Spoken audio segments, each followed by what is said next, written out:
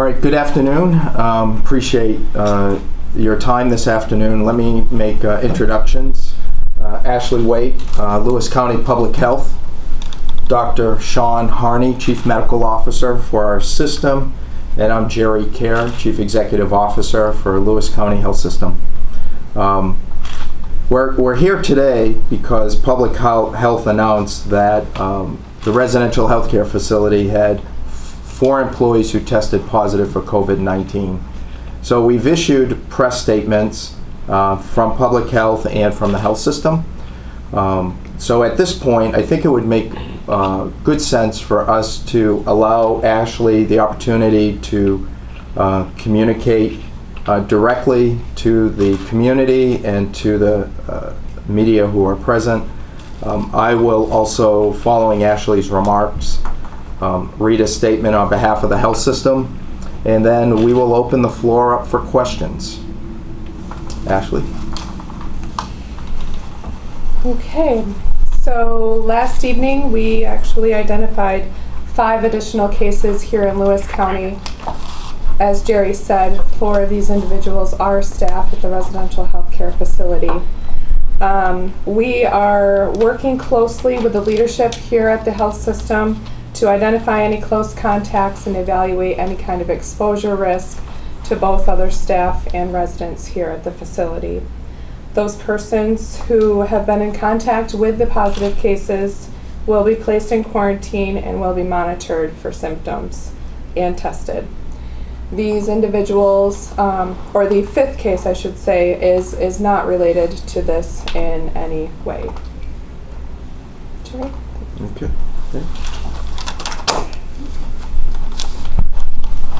Okay, thank you, Ashley.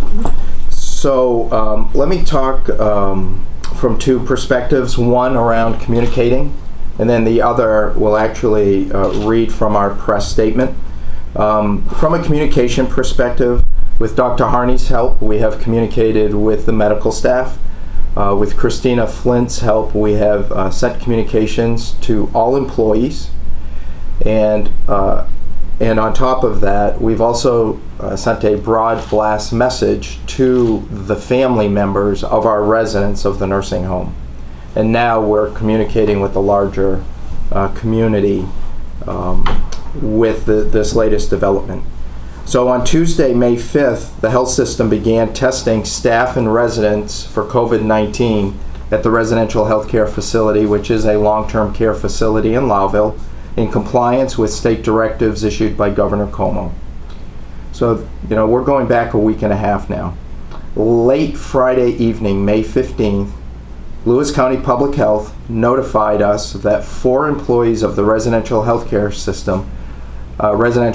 facility tested positive for the COVID-19 virus. The staff members are asymptomatic and exhibit no outward signs or symptoms. So far, we have administered over 900 COVID-19 tests at the residential healthcare facility over this last week and a half period, with 4 positives, which we became aware of very late yesterday. This morning, the 4 employees were retested twice, with collection samples sent out again to a reference lab and our partners in health in the North Country, Samaritan Healthcare. Samaritan has the rapid test lab, so we were able to get results on those employees. It is important for us to rule out false positive findings. In partnership with Public Health, and I really want to emphasize that, Lewis County has done a wonderful job working together, whether it's the county manager, Public Health, the health system, our physicians. We have worked in true partnership. We will address this situation with firm resolve and continue to set the best interest of our residents, patients, and staff. We all need to remain vigilant with conformity to mass etiquette, careful attention to hand hygiene, social distancing measures, and care to avoid personal exposure away from the workplace. We need to be attentive to avoid becoming vectors of transmission to our residents and patients, especially as our region attempts to begin reopening and its relaxation of lockdown over the last 9 weeks or so. So with that in mind, immediately the employees who tested positive are in isolation at home and will be monitored daily by Lewis County Public Health. The employees have no symptoms and wore their mask while working. Any residents or staff members those employees came in contact with will be notified and screened for COVID-19 symptoms. And in fact, that is happening today. Up until this point, no resident or staff of the residential healthcare facility had tested positive. We are taking this new development very seriously and will follow all New York State Department of Health directives regarding testing and contact tracing to minimize exposure. Since early March, numerous precautionary measures have been implemented on the Lewis County Health System campus to ensure the residents, the patients, and the staff remain safe as possible from COVID-19. These measures include temperature checks upon entry for all outpatients, employees and vendors, and media, asking a series of screening questions requiring face masks for all outpatients, employees, and vendors, practicing enhanced cleaning protocols, masking nursing home residents if they leave for outside medical appointments, conducting nursing home resident temperature checks every 8 hours, and a whole host of other precautionary measures.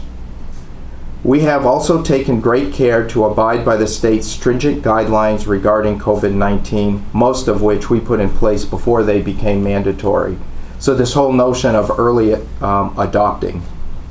The health and safety of our residents and staff continue to be our top priority.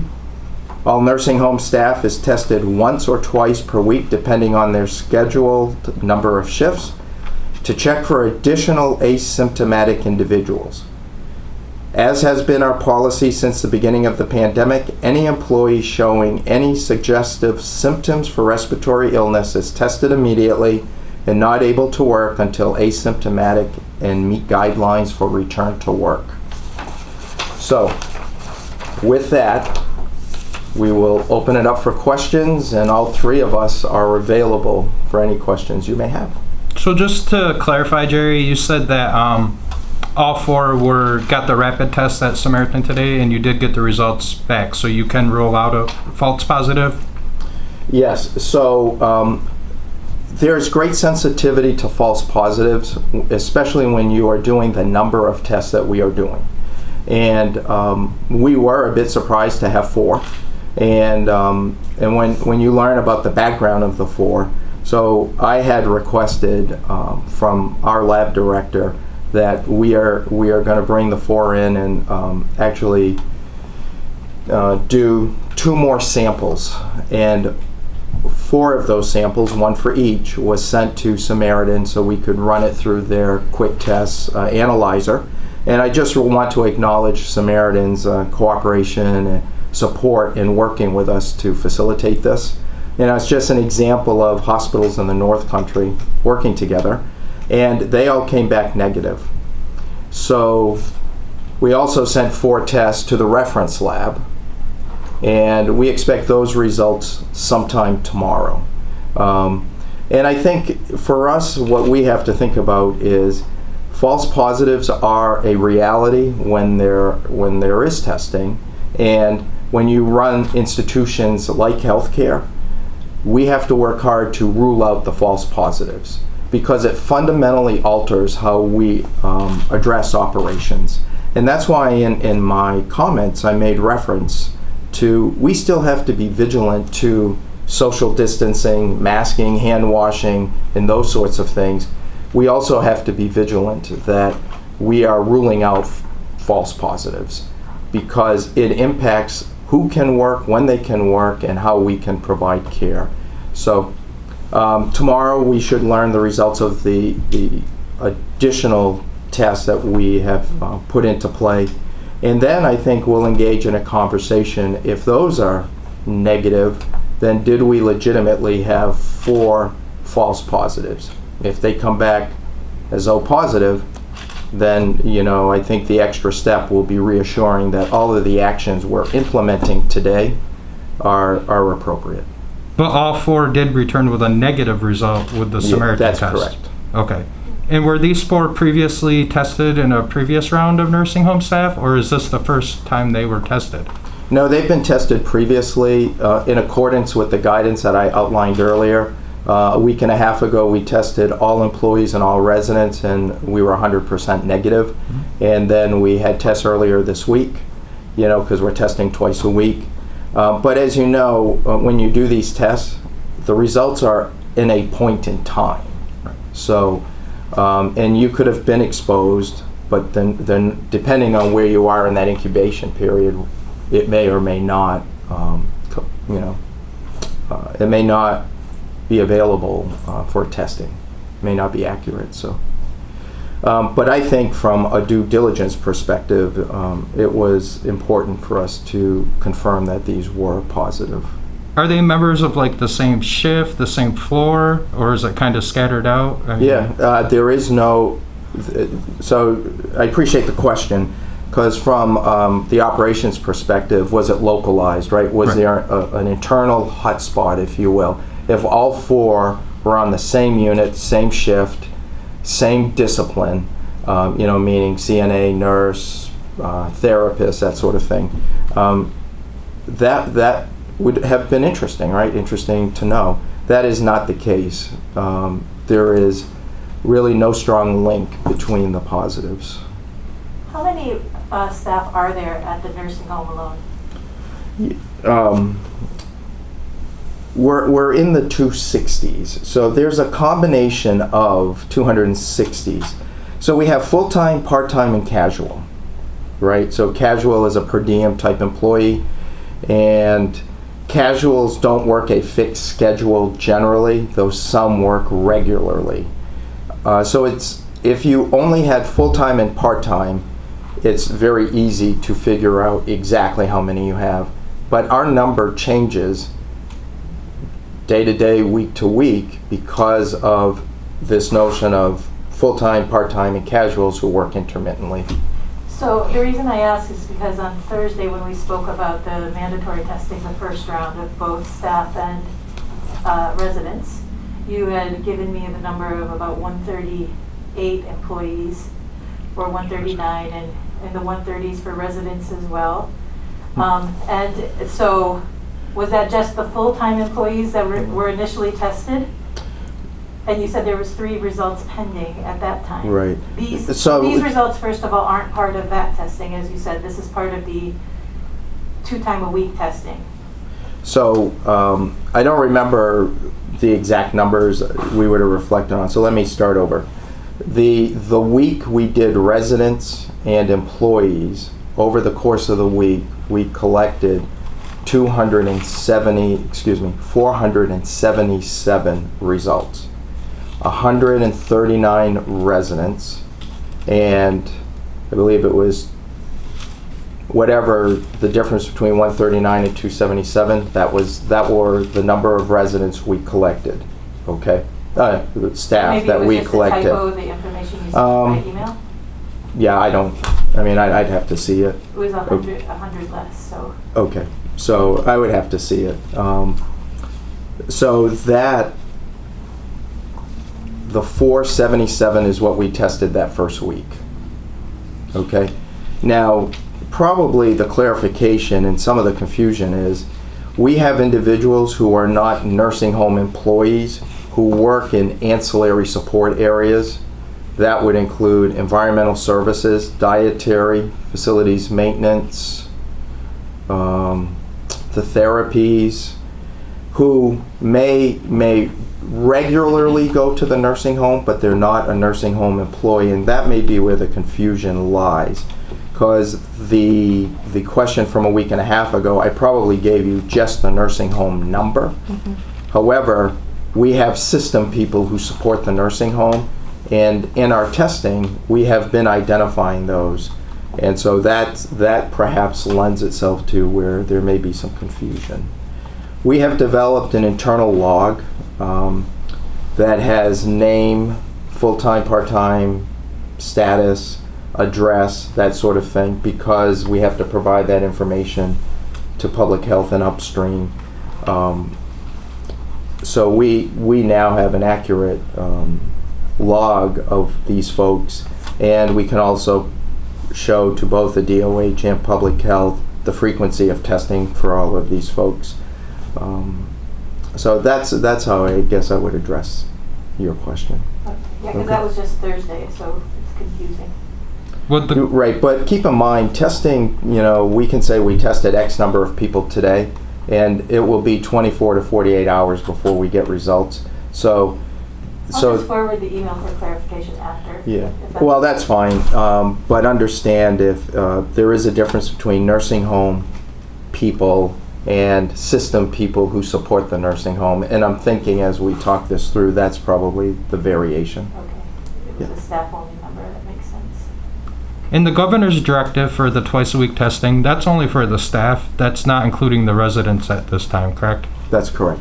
Is it including the ancillaries? Well, we're including the ancillaries who support the nursing home. Okay. So if and I don't know the numbers, if we have 10 people from environmental services who routinely support the cleaning of the nursing home, they would be on the list that would be tested twice a week. Okay. Any message to deliver to the people who are going to figure this out tonight and launch into a panic?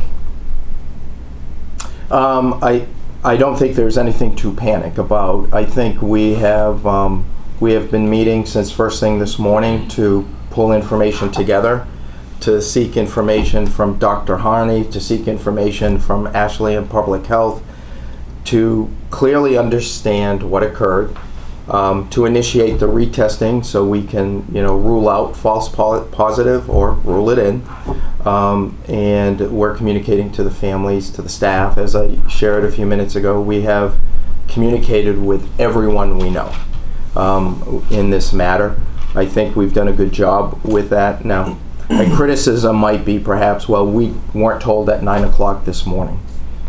That would be fair, but at 9 o'clock this morning, we were still pulling facts and trying to create understanding of what we knew and work on the contact tracing and make sure, we understood the complexity of this situation so that we could communicate thoughtfully, which I think are both of our press statements reflect that due diligence.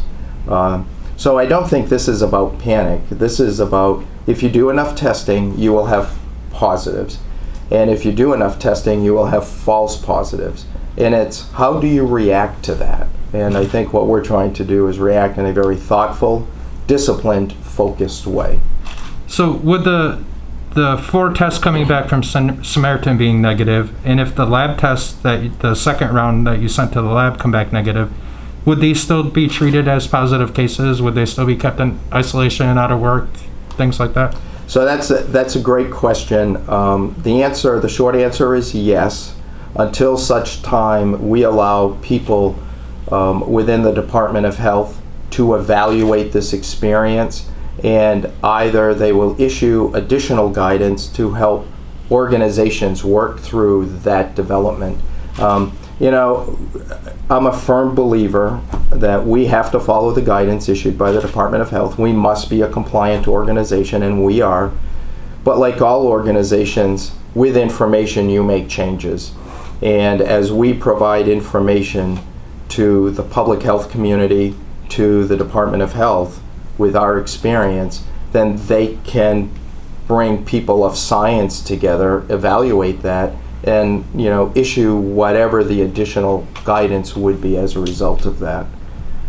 So I think it's, they need people like Dr. Harney joining the conversation, who I think of at the federal press briefings, who do we really want to hear from every night? Dr. Fauci, right, and Dr. Birch. That's who we want to hear from. And I think the more people like Dr. Harney, we engaged with 4 physicians today as we worked through our press comments and how we were going to move forward.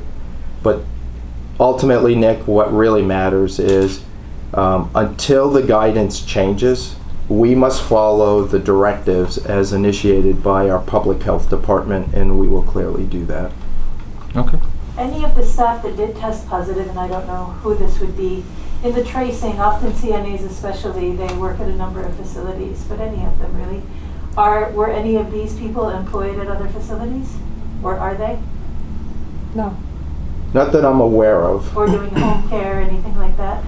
Not that we're aware of, but through the tracing process, It would come out. we will be able to evaluate that. And that is pretty darn close to complete at this point. They've made great headway on that. So what's important is these folks are in isolation, Yes. right? Yes. That's what's important, and they are. And how about people they've come into contact with? Are they under quarantine, like fellow staff members, patients? What does quarantine look like for this? So, based on exposure, which we look at, was PPE being worn, was it not being worn, how long have they been in contact with somebody, what was the risk of their exposure, and then based on that, yes, individuals are placed under quarantine. I'm talking about staff outside of the facility, and as essential workers who are asymptomatic, they are allowed to work and work only if in fact they are needed to do that. But other than that, they would be quarantined at home, and we would monitor them for those 14 days and test them. They'll be tested under the regulations, but also tested on day 11 to rule out the asymptomatic case that we don't pick up. So how many fall into that category with this? How many staff members are still allowed to work, but they're kind of being watched? We're still building that list right now. Okay. Yep, still contacting people, still quarantining. I think you said at the beginning that the fifth case wasn't involved with this at all, so it'd be safe to assume that that's not a resident at the nursing home facility? That's The fifth correct. case? Okay. Right, not a resident. Is there anything you can say at all about the fifth case that you found today? It's not connected, so it's not a spouse or a family No, member, or no connection whatsoever? Not connected at all, and they're in isolation at home. Okay. Was it contracted outside of the county? Like lately, that's been a number of the new cases. We did identify an out-of-county exposure, yes. Okay, thank you. Mhm. And if I could ask a question to you, Doctor, I'll just scoot this a little bit closer. Could I have you start by giving the correct spelling of your last name, if you wouldn't mind? Harney. Okay. So we heard all the extreme measures that have been taken to keep the residents and staff safe with hand washing and not letting people in. Talk about how even with those extreme measures, a virus can sometimes sneak through the cracks. I think in the case of this virus, the most difficult part of it is that people can potentially transmit this virus when they're asymptomatic. Pretty much, very much in contrast to past experience with pandemic with, say, influenza, which is generally transmissible when people are symptomatic. So the asymptomatic spread has been the crux of transmission of the virus all through the state. And then for if these come back and they are positive, or if in the near future a positive staff member comes back, how does that change life for the residents? I don't see it changing life for the resident, because I think the things that we have initiated to keep people safe, if a test comes back positive, we immediately implement all the things we've talked about earlier. So that's like an end of discussion kind of thing. I do think if both tests for each individual comes back negative, I think we have now provided information to policymakers away from Lewis County to think about as we think about future testing approaches. And I think that's the importance. Because it fundamentally alters, I think, what we can do within the institution and within the community when we have to be, very mindful of people in quarantine or in isolation, and trying to staff our organizations and provide health care and create a thoughtful and appropriate re-entry into the new norm. So I think it gives us additional data that we should consider as we think about our testing programs. And also I think we need to be mindful of, and I've talked about this previously, the expense that is being generated right now, and truly the price increases in testing is phenomenal. May 1st, it was $51 for us to test a sample. It is now $100. I don't know, we need thoughtful and accurate testing, and we need affordable testing, and we need easy access to supplies. And unfortunately, right now, our experience is a negative on all of those. It's expensive, not easy to get, and difficult to do quickly. So, I think there's still some operational things we need to work out with the current testing program, but we also need to be thoughtful about how we're testing so we can minimize false positives. Any update on the analyzer that you've purchased? The update is it was supposed to arrive this week and it did not. I'm not completely surprised because the whole supply chain and inventory management of items related to COVID-19 have really been stressed, and unfortunately delays are the norm rather than the exception. So we'll get it up and running, and we will then be in a position to do the quick response, quick turnaround test. And I know you were talking before about the reagents might not be available until sometime in June. That's correct. Is that still the case with that? Nothing new there. Okay. We're still expecting June for the reagents. So even when the analyzer does come in, you can't really get it up and running and roll it out full force until you have the steady stream of reagents, and then we can swabs and. Yeah, so with public health, emergency preparedness, and our supply chain, we've done very well with swabs, but the reagents will be a crucial part of local testing. Mm-hmm. Yes. Sorry, just to confirm, the quick tests that Samaritan did, they all came back positive or negative? Negative. They came back negative, so we're waiting for the tiebreaker, is that it? Yeah, that's one way to frame it, I guess. They came back negative, yes. And who was the lab that did the first one? Was that LabCorp or the state? Right, they're our reference lab. And they're doing another round of... we have been very well served by LabCorp. And we need to understand false positives are part, and it's running 2% right now. So when you do 900, you would expect some number like 2, and but we had 4. So we think we may have had 4.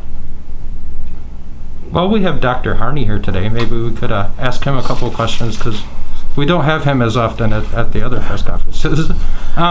Is there anything you want to say just about kind of locally, as the cases have been coming in, we've been noticing that most people outside of the first 2 cases that we had here in the county have been subjected to home isolation with kind of, I don't want to say minor symptoms, but not enough symptoms to require hospitalization. So right. Can you just explain to people, like at least locally, like what kind of symptoms you're seeing with people and what people are experiencing, the people that have tested positive? The people that have tested, well, I think if you look at the experience anywhere, in places that have a higher incidence of this, we've thankfully had an incredibly low incidence of disease, I believe. We have over 1,000 tests in the county with a total of 15 positives now. And that was testing the population primarily early on of all people with suggestive symptoms. If you test people with suggestive symptoms, your yield of true positives is much higher. If you test an asymptomatic population, that's when you start to raise the possibility that if the incidence in your community of a specific illness is less than the false positive rate, you're going to bring the false positives up. So thankfully Lewis County has had a very low incidence, so we don't really have a lot of experience. Mm-hmm. But if you look at the experience elsewhere and talk to colleagues in New York City, they see majority of patients who are handled at home, and only the small percentage of people need to be hospitalized, and of them, a subpopulation are the ones that get critically ill. So we just haven't had enough experience here in Lewis County I think we've seen what they see elsewhere, a small percentage of people that be hospitalized. Thankfully, we haven't had the subpopulation that needed critical care. We haven't had a single patient in Lewis County that needed to be intubated as a result of COVID, but our experience is number 15 positive tests. So, But outside of the asymptomatics, what are people presenting with when they're coming in for their initial test that end up generally cough and fever. Cough and fever. Yep. Early on, we haven't in the past 3 weeks maybe seen a symptomatic patient that tested positive. I think it's been over 3 weeks since we had a symptomatic test positive. We have had symptomatics. Okay. Positive. Not many. Yeah, we're up Well, to 19 cases. With Okay, last 19. night's numbers, right? Yep. Okay. Forgive me if this was already clarified, but just to run it by you real quick, that fifth person unrelated to the nursing home, were they also rapid tested through Samaritan? No. Okay. Was there a reason that that one was not also submitted? Want me to jump on that one Sure. for you? Yeah. I specifically wanted to learn more about our 4 employees. It was, Dr. Harney spoke about our experience. Our experience was not to have 4 people test positive in such a short period of time. And because I had a sense for these people, what they do here, where they work, I was, let's just say, some flags went up for me. So I personally reached out to Samaritan to ask if we could test these folks. So we made the arrangements, had a courier, brought the samples in, and they graciously did that for us. So we could truly begin thinking through, is it a false positive or is it truly, are they negative for COVID-19? So it was that simple. Public health, I did it from the employer's perspective. I wanted to make sure we took all necessary steps for our employees. And in my mind, I think it is good due diligence, and really isn't a public health decision point, if you will. Now, I was very transparent with Ashley, saying, this one concerns me, so we're going to go ahead and do some additional testing, if for no other reason than to just validate and then be good about and have clear understanding about the testing. Thank you. Yeah. Are there? I'm sorry, just on No, that go same ahead. thing, was the 5th case symptomatic though? The 5th positive, were they symptomatic when they got tested? I believe so. I would have to look back at the specific case to make sure. And this round of testing for when we got these employees who were positive, when were they swabbed? When was it the testing? So I think it was Thursday. Thursday, yeah. Thursday this Thursday. week. So they came back Thursday. pretty quickly still from LabCorp. Yeah, well, we've been sending them out, As fast as- I'm not going to say immediately, but, there are defined times we're shipping out, yes. Fair enough. Sorry, Nick. Go on. Are there other long-term care facilities in the county, like smaller group homes or whatever? And are you working with them on, are their employees being tested? Yes. So. Would we know, like, if the 5th case was at a different facility? Is it up to them to let the public know if they have positive cases? It is not at another facility. Okay. And we are working with East Road Adult Home to make sure that they are testing their staff twice a week to meet this requirement from the governor as well. So if they had I don't want to jinx them or anything like that, but if another facility had a case, would that come out of your office that their facility had a case, or would it be up to them to notify? We would work with them to put that message out. Gotcha. And one more for Dr. Harney. So we haven't had many cases, but I'm learning that in certain pockets, for example in St. Lawrence, I think she said 13% of their cases first lose their sense of smell and taste. It's not the fever so much that comes out. In my dad's nursing home in Rochester, they've had 27 cases confirmed, 24 people, and they all have stomach issues. None of them had anything respiratory. In any of the cases we've had here, has it been the non-dominant symptoms that have come out, or pretty much all respiratory? Do you want me I, to speak to that? yeah, I don't have the information on all the cases to know that information. Okay. So we have seen a variety of symptoms. We did have 2 cases that had the lack of taste and lack of smell as symptoms. Primarily it's been cough, fever, and a sore throat, I would say would be our most common symptoms. That's kind of the same percentages. That sounds, a couple of cases we've had until today, so that makes Yep. sense. I think I think the pediatric population is the group of people that tend more to have gastrointestinal symptoms with the illness than the adult population. In their nursing homes? In the literature, that's pretty well described in the studies coming out of New York City, that the pediatric population have a higher percentage of gastrointestinal symptoms. And we haven't had any children to date that have tested positive, correct? No. I think I'm All all right, set. well, thank you all. Thank you for helping us educate our communities, and this will be a developing story for a few days, I'm sure, and we'll do our best to keep you informed. When do you expect the other result, like Monday or so, by the same standards you've been getting that's been taking 2 or 3 days? Either Okay. late tomorrow or early Monday, Do you but think you could it's send out an email to let us know, or will that wait till Monday? it depends. I think when we get the results. Yeah, Fair enough. And which organization is doing this third test? LabCorp. It is them, okay. Yeah.